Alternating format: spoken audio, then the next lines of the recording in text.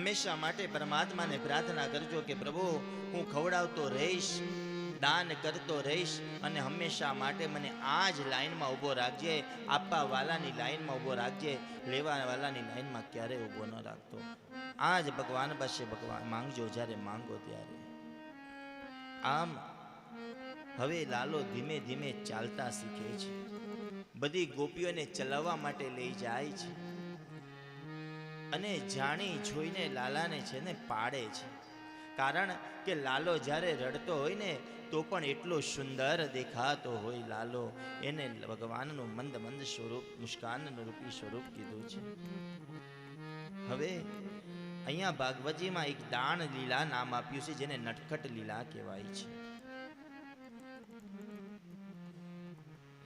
હવે અહીંયા લાલાની ફરિયાદો આવવા લાગી છે.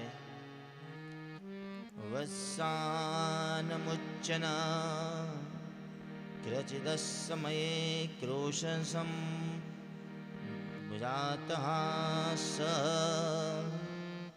સત્યેયમ સ્વાહત્યત્યદીપય કલ્પિતે સ્તેયોગોહ. એવી ફરિયાદ આવવા લાગી લાલાની કે બધું માખણ ખાઈ જાય, પયક કીધા દૂધ પી જાય, આ બધી ફરિયાદો આવવા લાગી. ફરિયાદ આવે એટલે લાલાને કે, લાલાની માં જશોદાને કે લાલા તારા લાલાને સંભાળને, માખણ ખાઈ જાય, દૂધ પી જાય, માટલો તોડી નાખે. માં કે શું અમારે ત્યાં માખણની કઈ ખોટ છે? કારણ કે માં છે ને પોતાના દીકરાનો ક્યારે બહાર નથી પાડતી, એ ઢાંકતી જ હોય છે. એનું નામ માં પાત્ર કીધું છે, યાદ રાખજો. એક આ જગતની અંદર જો કોઈ દેવ હોય ને આપણા જીવનમાં જાગતા જોત તો એ માવતર છે, યાદ રાખજો.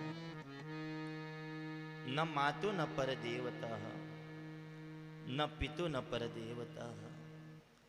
માતા અને પિતાથી આ જગતની અંદર બીજો કોઈ જ દેવ નથી, કોઈ પરમાત્મા નથી, એનાથી ઊંચું કોઈનું સ્થાન નથી આપ્યું. જ્યારે બ્રહ્માંડની પરિક્રમા કરવાનું જ્યારે ગણેશ અને કાર્તિકીજીને કહ્યું ને, ત્યારે ગણેશજીએ પોતાના માતા અને પિતાની સાથ પરિક્રમા કરી અને કહ્યું કે પિતાજી આપ જ મારા માટે બ્રહ્માંડ છો, આપ જ મારા માટે દેવ છો અને આપ જ સર્વસ્વ છો.